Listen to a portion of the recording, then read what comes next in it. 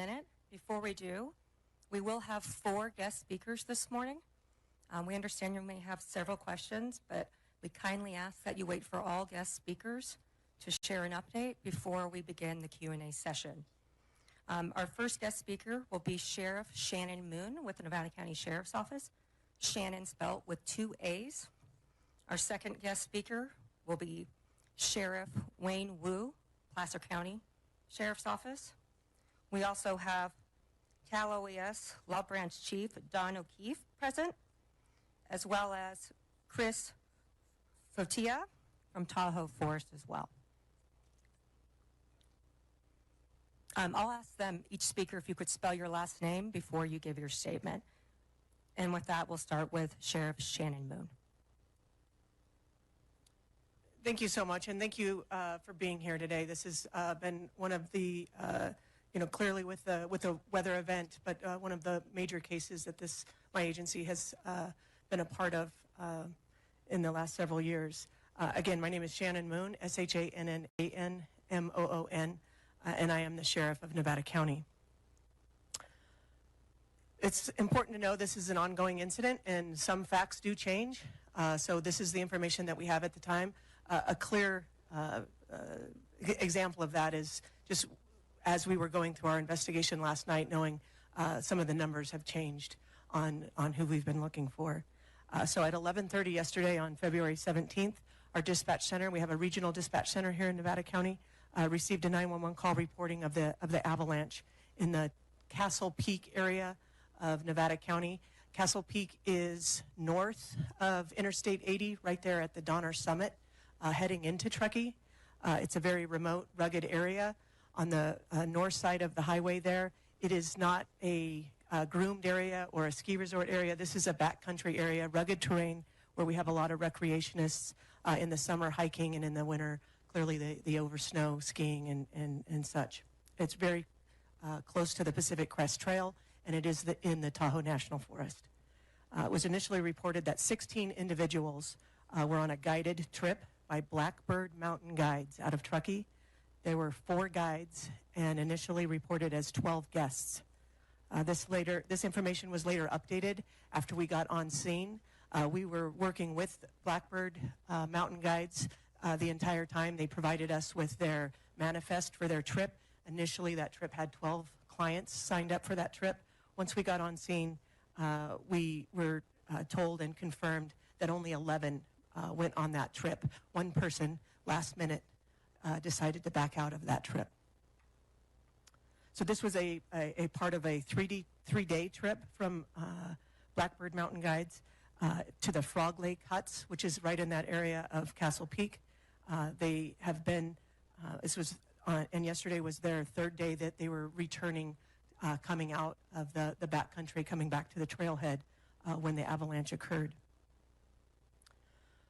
The Sheriff's Office, along with Truckee Fire, immediately started coordinating a response to get into the area, and we requested mutual aid from both our friends to the east, the Placer County Sheriff's Office, and the Tahoe Nordic Search and Rescue Team. We also requested assistance from our friends farther to the east in the state of Nevada, the Washoe County Sheriff's Office and the Washoe County Search and Rescue Team. That was all coordinated through our mutual aid system in California, which is the California Office of Emergency Services. Highly skilled rescue teams departed yesterday from both our Boreal Mountain Ski Resort, which is on the south side of the highway right there at the trailhead, and at the Tahoe Donner Alder Creek Adventure Center, which is in Tahoe Donner. So we had 2 different teams deploying, roughly 50 skilled folks deploying into the scene, both from the south side and from the north side, trying to come in to this area. Extreme weather conditions, I would say, is an understatement. Lots of snow, gale force winds, winds making it impossible to see. So it was very much a slow and steady pace, going with snowcats, skiers, going up into the area, which is still considered a very high danger for avalanche. So our tracked mobile equipment, getting them to the scene on Highway 80, which was closed, lots of snow on the roadway. Took us a while to get our equipment into the location before we could deploy into the backcountry. And then once we decided to put the teams out there, again, with lots of safety plans, I can't stress that enough, making sure that our responders and our volunteers and our staff were safe in getting to the location, knowing that we had 6 survivors based on the information that we were getting on communication through the iPhone SOS, that we could have conversations with them.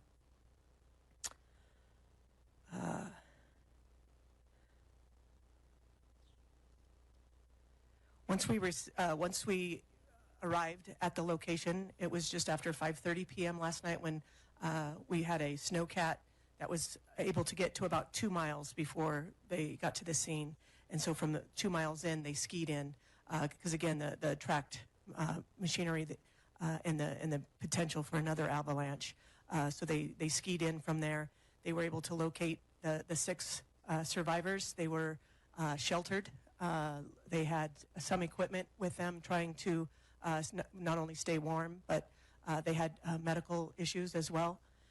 They had themselves already started, looking for their teammates and their clients that were missing in the avalanche. They were able to locate 3 decedents at the time when they were waiting for us to get there to help rescue them. Once at 5:30, once our team got there, again, extreme conditions.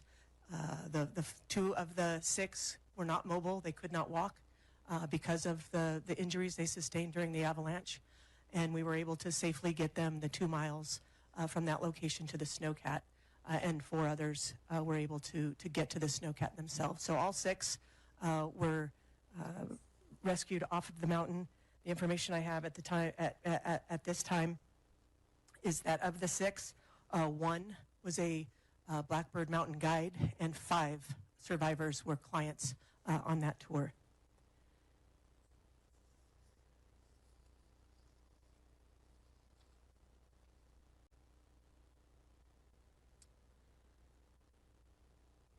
Of the folks that are missing, so again, a total of 11, right?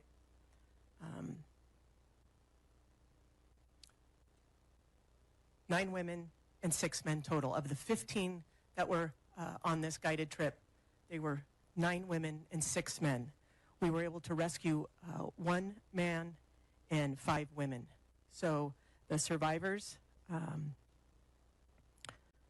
ranging in ages from 30 to 55 years of age.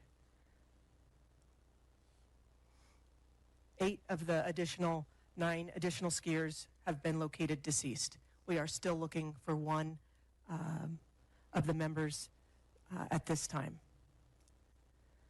Due to the ongoing challenges of the weather, the avalanche conditions, the effort remains ongoing, as well as our search for the remaining skier. But the weather is a factor. It's not a resource issue as we speak. It is a weather condition and safety condition for our response teams. Of the 2 that were injured, 1 individual was stabilized last night and released. 1 is still being treated at the hospital. I've been told both subjects are non-life-threatening injuries, so that's good to know. The guide company has been very cooperative, providing us the individual information from their trip. They also had members arrive at our location when we deployed into the field, and they responded with us. They wanted to do everything that they could to assist. The cause of death clearly will not be able to be confirmed. One, we still have to get to the decedents. We still have to be able to identify those decedents, and then we will determine through contract with Placer County. We contract with them for all of our pathology. That should take some time to determine mechanism of injury and truly the cause of death for these individuals. The avalanche yesterday was about 1 mile away from a different avalanche that occurred at the beginning of January in that same Castle Peak area. Please understand that this incident remains ongoing. Our focus remains on recovering but the snow and the unsure conditions are creating an issue to making sure that we can safely do that. We did have a conversation with the families of the folks that are still outstanding, and let them know that our mission has went from a rescue to a recovery. It's a difficult conversation to have with loved ones, so I please ask for your patience with the family members. This is ongoing, and I can't even imagine the amount of questions and stress that those families are going through right now as we move forward through this. Public safety reminders. Check avalanche forecasts and weather reports before traveling anywhere in the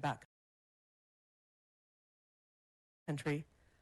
Locally, the Sierra Avalanche Center is a great resource. Avoid closed areas, posted areas, avoid all of those high-risk areas. Always communicate your plans. Travel with a partner, share your route, and consider all of the avalanche training dangers that are in our beautiful community, but definitely a high danger for that. So with that, I'll ask the Placer County Sheriff Wayne Wu to come up and talk about that mutual aid that his agency reported and responded with us. Thank you, Sheriff Moon. My name is Wayne Wu, W-O-O. I'm the current sheriff of Placer County. First of all, on behalf of myself and all the men and women of the Placer County Sheriff's Office, I want to offer my condolences to the family in this very trying time. The Placer County Sheriff's Office, the Washoe County Sheriff's Office, and the Nevada County Sheriff's Office has a very unique relationship with the challenges of providing services in the Lake Tahoe Basin. We work very closely together, and we value that relationship and provide mutual aid to each other. And I know Sheriff Moon would provide just as many resources to the constituents of Placer County if this emergency were to occur in our jurisdiction. So Sheriff Balaam with Washoe County couldn't make it over the summit. He tried to be here today, but I appreciate all of his efforts in this response as well. On the initial response, the Placer County Sheriff's Tahoe Nordic Search and Rescue Team responded with 2 snowcats and 28 members of our search and rescue team. I can't speak highly enough of the men and women that make up the Tahoe Nordic Search and Rescue Team. They are some of the highest rated, best, most well-trained, selfless servants that you'll find in the country right here in the Lake Tahoe Basin. These are true heroes that answer the call and selflessly serve and put themselves in harm's way when we call and there are other members of our community in need.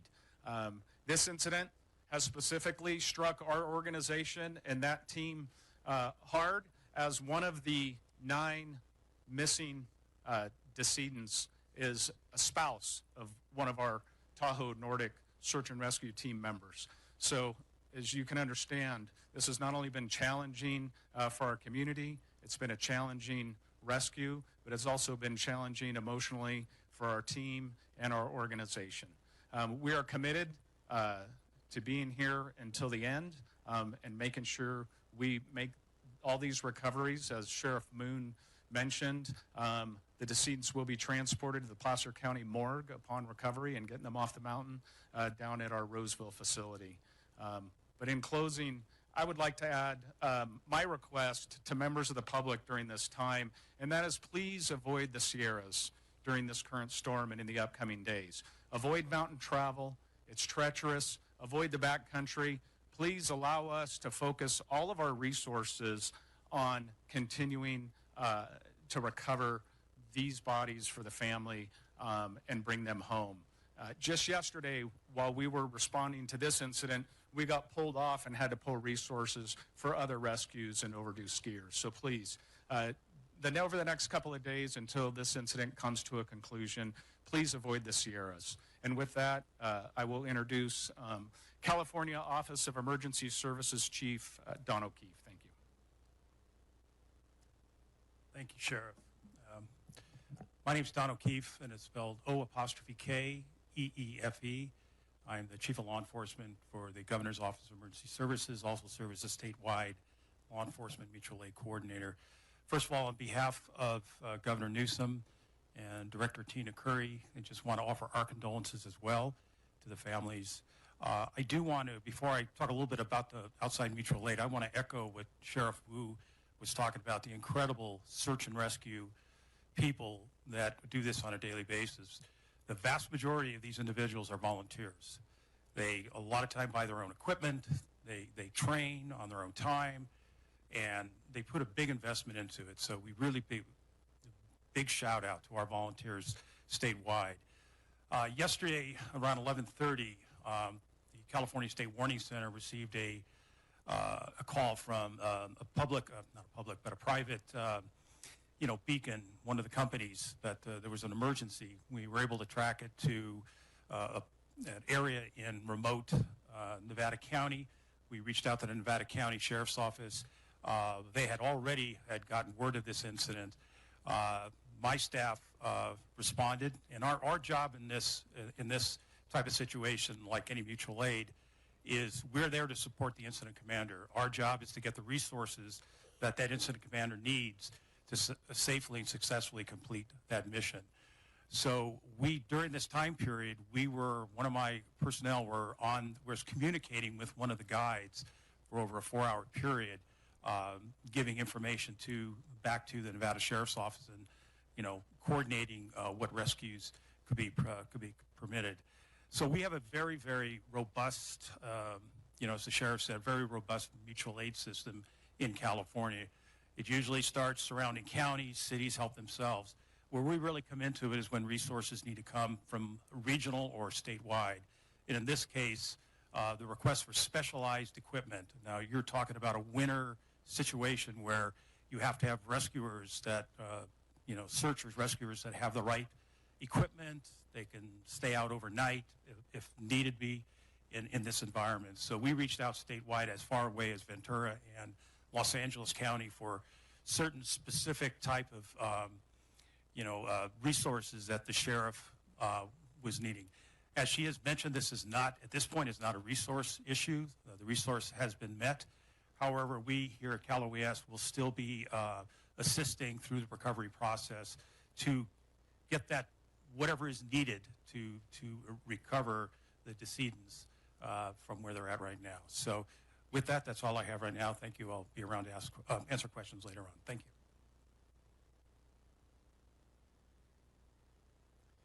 Hi, my name is Chris Vitrier. Last name is spelled F as in Frank, E-U, T as in Tom, R-I-E-R. I'm the forest supervisor of the Tahoe National Forest. The Sierra Avalanche Center is hosted on the Truckee Ranger District of the Tahoe National Forest. I was able to speak with one of the professional forecasters there as they were on their way to the field to get some more field data for the regional forecasting job they have, which is over 5 forests and 2 state region. I too want to extend my condolences to the families who are dealing with lost family members, and a sincere thank you as well to the courageous search and rescue folks who responded quickly and under dangerous conditions. I'd point you to the Sierra Avalanche Center's website for the best information on this avalanche. What we do understand is that it was about a football field in length. It resulted when a persistent weak layer had a large load of snow over the top of it. That persistent weak layer is still there and has reloaded with another 3 feet of snow, so the hazard remains high. And happy to answer any further questions that I can. Thank you. So with that, we'll open up public questions on a first come basis. I see your hand there. Before though, with that, if we could keep in mind again the decedents, please. We won't be sharing any information on the decedents out of respect for the family.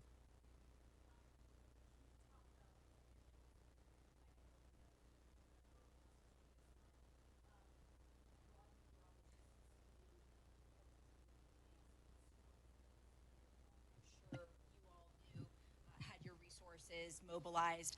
I'm sure that everyone from Caltrans to CHP had realized that this was going to be a major storm system. In situations like this, is there a cautionary message that you would like to convey to the community, knowing that a storm like this was coming in and that the avalanche danger was going to be high? Going forward, how can we prevent disasters like this from happening? Yeah, thank you for the question. Yeah, lots of forecast on this storm. Those are the decisions that the guide company clearly had made. We're still in conversation with them on the decision factors that they made, but definitely a heed for everyone. The backcountry it's beautiful. There's not a lot of people out there, and that's where a lot of people like to recreate. I myself like to recreate in that area, but Mother Nature does not seem to it doesn't seem to matter, right? No matter how prepared you are, no matter how experienced you are. And again, heeding the warnings of it takes all resources from multiple different agencies to respond to emergencies. And when we have multiple emergencies going on, we too had a different search and rescue mission in the north section of our county, just because of the amount of snow that was coming down. So recognizing it's not just you, that you're impacting the potential for resources getting deployed somewhere else. And yeah, trying to put that information out as much as we can. We have great partnership with all of the media and listening to your guys' newscasts, listening to our local newscasts on the prediction of that weather, I think is important. And most people do heed that. In this particular instance, it was day 3. They were on their way out, and they came across this avalanche. So appreciate the question.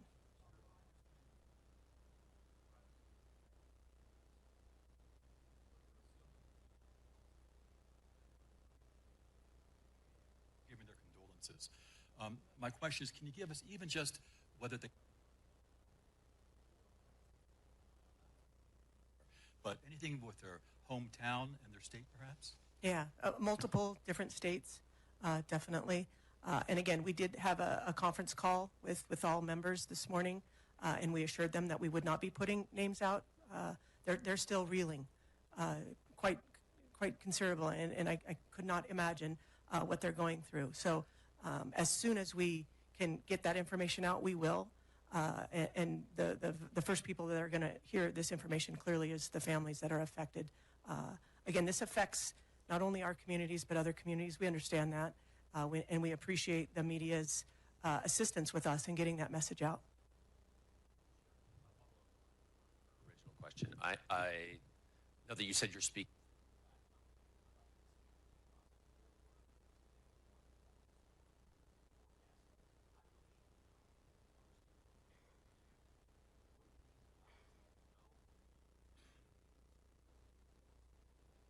Well, I would say the communication lines, clearly we were able to communicate with them during the avalanche.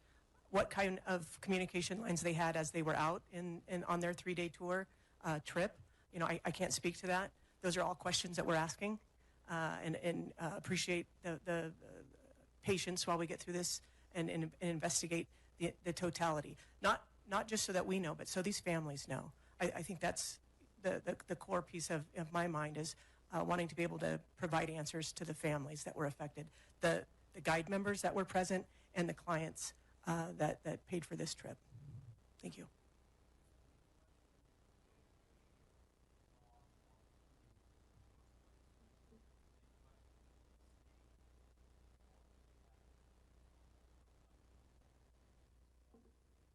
I don't think either of them could be considered main. They're both great questions. Yeah. Can you give us some more information on the rescue itself? How far away from the group that were found compared to those who's now deceased? And were they carried far down the mountain? I'm going to refer to my operations captain, who was the incident commander for the duration of that first operational period, Captain Rusty Green. He'll answer that question for you. My name is Rusty Green, Greene. The group was fairly close together. The recovery was also, the bodies that were recovered fairly close together.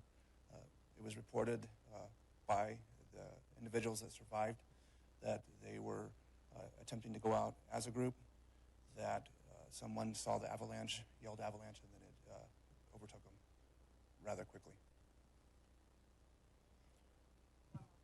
And can you share more about the account of the survivors after the rescue mission? Yes, 2 of the survivors were transported for medical treatment. They went to the hospital. One was released last night. One is expected to be released today. Both are expected to survive. Everyone else was released at scene.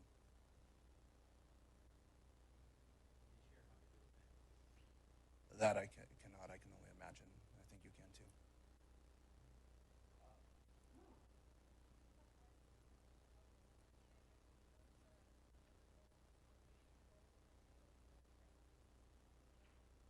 There's no actual roadway into the search area. It's accessed via a snowcat, a snowmobile, or cross-country skis. The interstate obviously will open, and that's the staging areas, and then we go from there.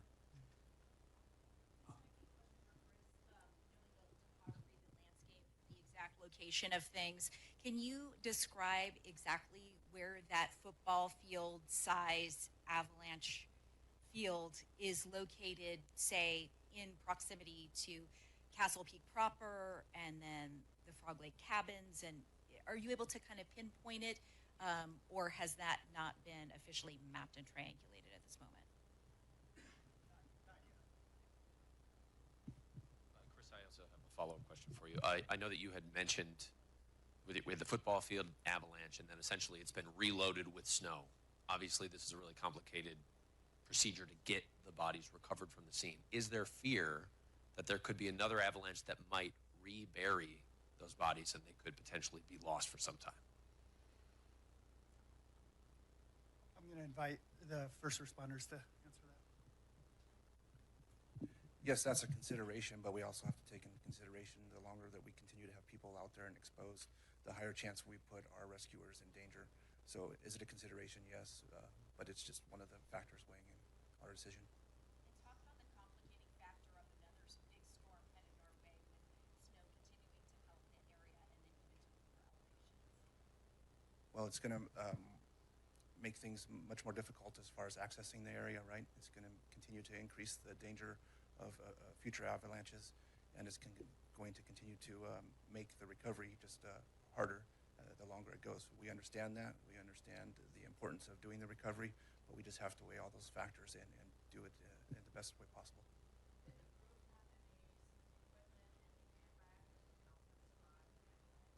I don't know if they had any of the jackets that inflate or anything like that.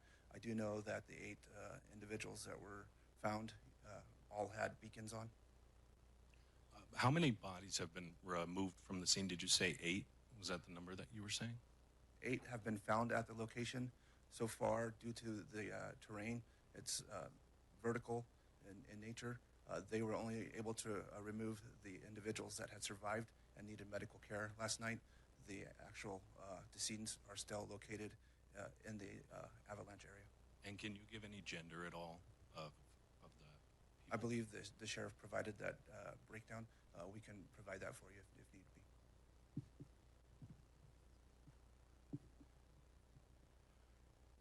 Where the decedents are placed, we did our best to put them in an area that we can recover. We have put avalanche poles there. We've done everything we can to make it so that, given the opportunity, we can get in and do a fast recovery.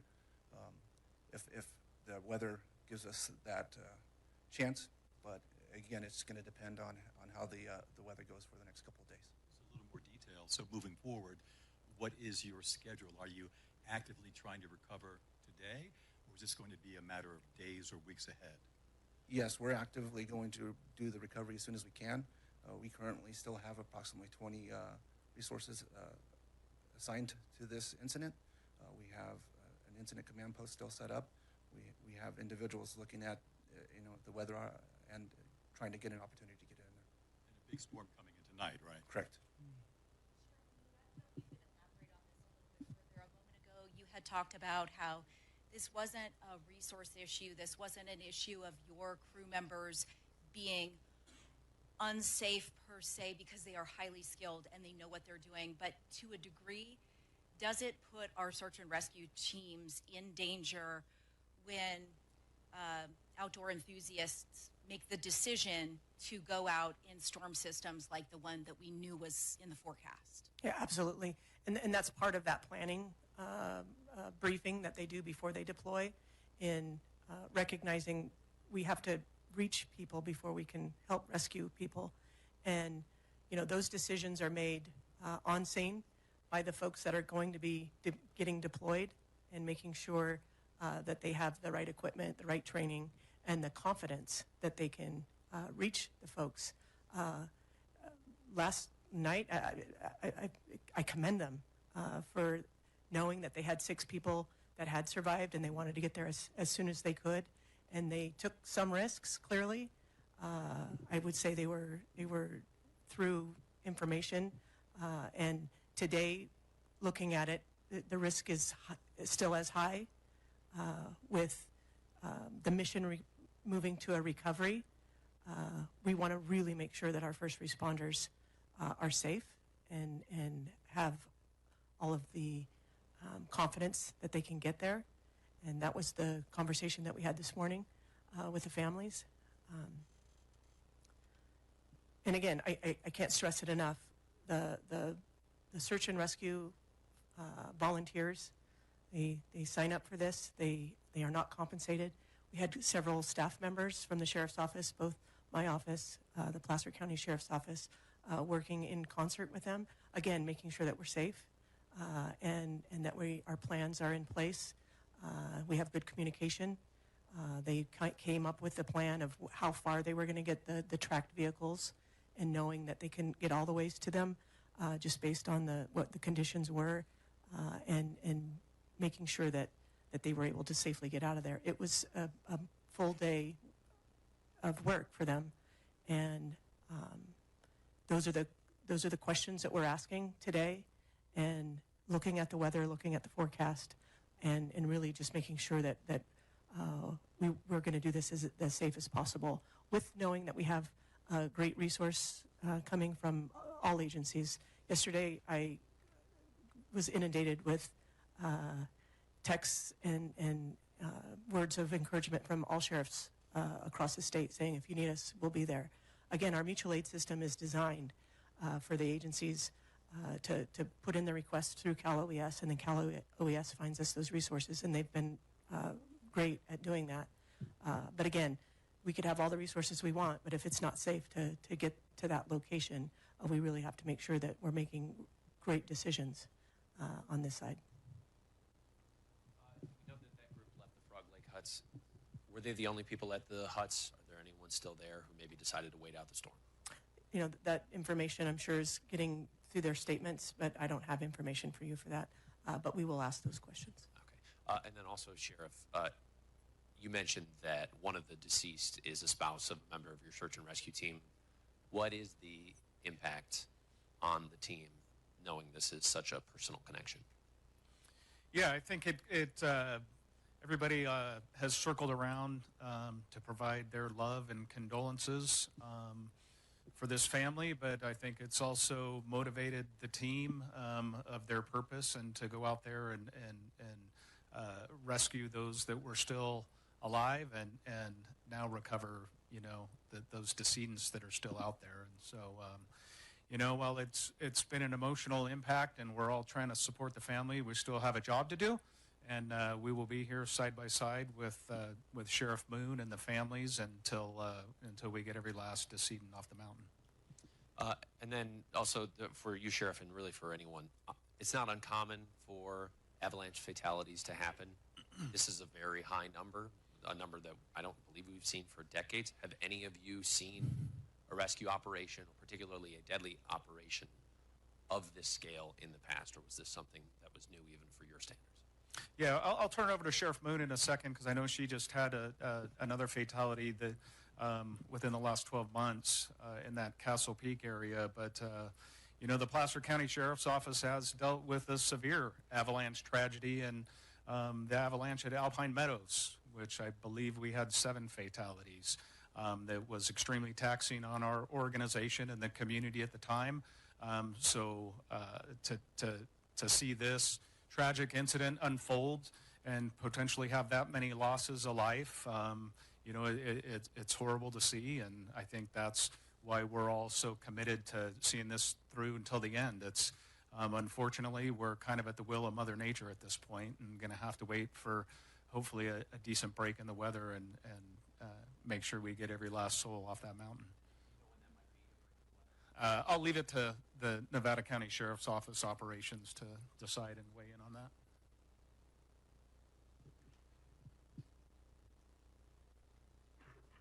Yeah, and looking at the data, of the 9 folks that are still on the mountain, 7 are female and 2 are men.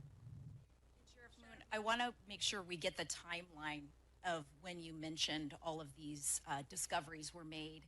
I believe you said that around 5:30 p.m., your search and rescue teams who had gone in and then on the snowcat skied in 2 miles, made contact with the 6 survivors, and the 6 survivors led them to the 8 decedents that knew about, or 3 decedents at the time? At that time, they had located 3 decedents themselves while they were waiting for their rescue. Our search and rescue team, once they arrived, were able to locate the rest. Okay, and then I know, with much respect to your office, last night you all issued a statement about the efforts at about 10:40 p.m. At that time, it was still a search mission for people who were presumed to be alive.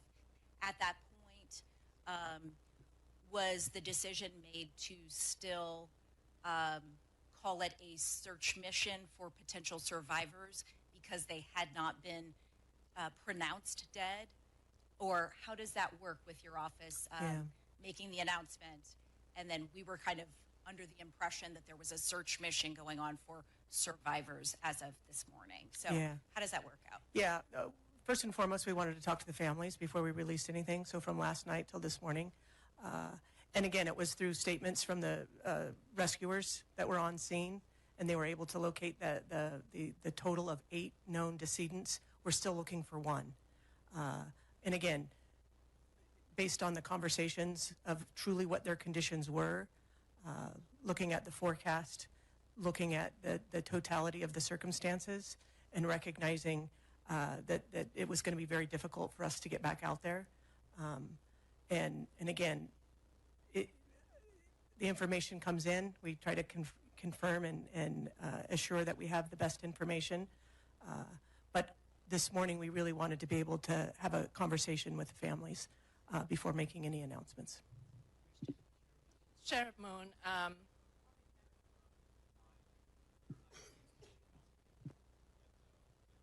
Female, 2 are men. And so 3 of that group are guides. Can you tell me the gender of the guides who have been deceased? Yeah, we are not releasing that right now. So just the numbers of who we're looking for as far as gender. Yeah. Sheriff Moon, can you help clarify? Were 4 guys on the trip. You say 1 were a survivor. Does that mean the other 3 died? As presumed correctly. Of the surviving guide, if the surviving guide was a man or a woman? Was the surviving guide was a male. The 1 man was a guide, and then 5 women that were. Correct. Correct. Thank you. Sir. Provide more information on the 1 person that is still unaccounted for. Was it a man? Was it a woman? Is there any chance they could potentially still be alive, or at this point are they potentially presumed dead? Presumed deceased, just based on the totality. The statements of the group was together. And again, the conditions, I wasn't on the scene with them last night, but I've seen some of the documentation, pretty horrific. They were able to locate 8, and then the snowcat was ready to go. So everybody got loaded up and brought down the mountain. Again, took several hours to get from the snowcat back down to the trailhead, where we met with some ambulances from Truckee Fire to get the injured to the hospital. And the other folks got some quick statements. But again, this is an ongoing investigation, and we're going to be getting a lot more of those detailed statements as the days move forward. So just to clarify, did that mean that would be 9 people that would have died in this incident? Correct.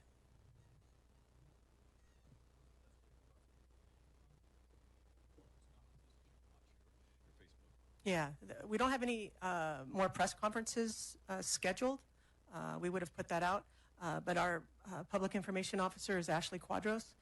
She's the one that started our conference today. She can put out her information if you haven't already received that information. I'm sure several of you are here today because you've been in contact with the office. And as soon as we get any updated information, again, we'll be having those conversations with the family, and then we'll be reporting out the information for you all. And just to clarify, were the SOS signals, I think, Rusty, you mentioned they were sort of like iPhone SOS communication. Is that what the 6 used, or did they use an Avalanche beacon per se? And for the lay people, can you describe the differences in the communication tactics? You know, what's more effective, the iPhone SOS or a beacon device that somebody would buy from an REI or something like that? Right. We received information from both. So both of those came through. As far as the technology, I don't know if Don or Rusty has more on the actual beacon devices. Yeah. The communication that we were with, I believe, was one of the guides. It was through text. He was texting as we were going back and forth. So it is safe to say for people who do this kind of outdoors recreating that sometimes the technology can be as good as just using your iPhone and texting back and forth, or would you recommend that anybody who does chance going out in the backcountry? I really am not in a position to recommend anything on it, but I think, these devices are very readily available, and, I think if you're going to be in the backcountry, it'd probably be wise to have one of those. Is there anybody up there who was part of the rescue mission yesterday, and would they be able to tell us a little bit more about what they see out there and what they hear out there? Yeah, based on the conditions at the scene up there, there is no rescuers or first responders in the area. They all came off the mountain late last night with the 6 that we rescued. Oh, I mean up there, right here in the press conference. Gotcha. No, these were all incident commanders from our location here. A lot of the incident commanders that were there last night went back up today so that they could be there. Again, looking at the conditions, looking at the forecast, looking at how much snow did come down, talking with the Avalanche, Sierra Avalanche Center to see truly it still is a very high, they list it as a very high danger. And making those decisions going forward is going to be based off of safety to the responders. Is there a command post that will be set up going forward until the remaining 9 people are recovered? Yeah, we started last night at the Boreal Ski Resort parking lot. I believe we've moved to the Truckee substation. Yeah, our Truckee substation is right on Donner Pass Road, where we have the sheriff's office station. So it's in downtown Truckee. Question about the Avalanche generally, not about the actual investigation. I know you directed us to the Sierra Avalanche Center. This was listed on the destructive force scale as a D2.5. I know a D2 is it could bury and kill a person. D3 could bury, destroy a house. What does a 2.5 mean exactly? Would you be able to answer that? So it's in between the two, effectively. It can cause loss of life, but it's not as big as a 3. Sorry, don't have any more information. Is it significantly powerful? Is it unusual, or could you give us some broader context of how frequently we see an avalanche of this power? Unfortunately, while the Avalanche Center is hosted, I'm not an avalanche expert myself, so I'd be guessing. Thanks. We'll just take 1 or 2 more questions, and also just to clarify, as we've talked about all the individuals involved in that, since there's been a lot of back and forth on guests versus guides, I just want to clarify the people genders again, just one more time to mitigate any confusion. So we had 15 people total, 9 women and 6 men. Our survivors are 4 men and 2 women. and our at-large presumed deceased are 7 women and 2 men. And again, with that, we'll take 1 to 2 more questions.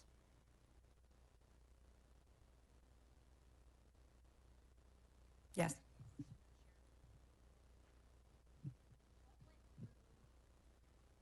What went through your mind when you realized the totality of this tragedy? You know, definitely thinking of the folks that were out there.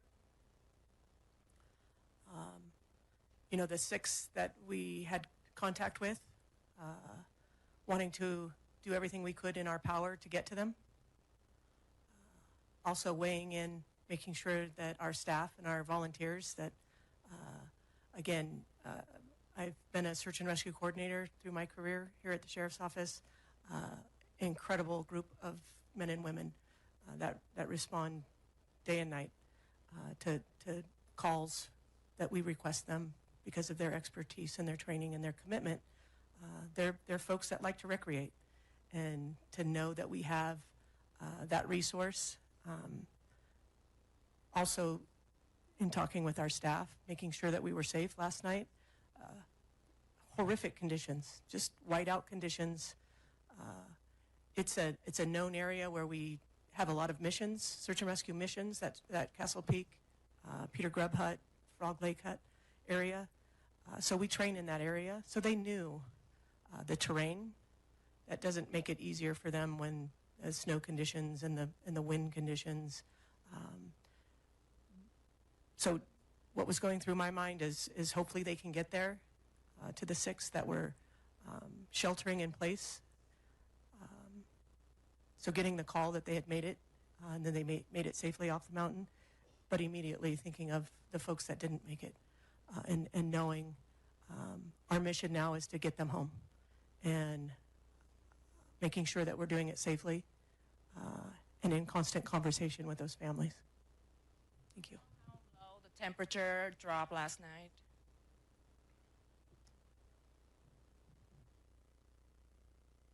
It had to be well below freezing.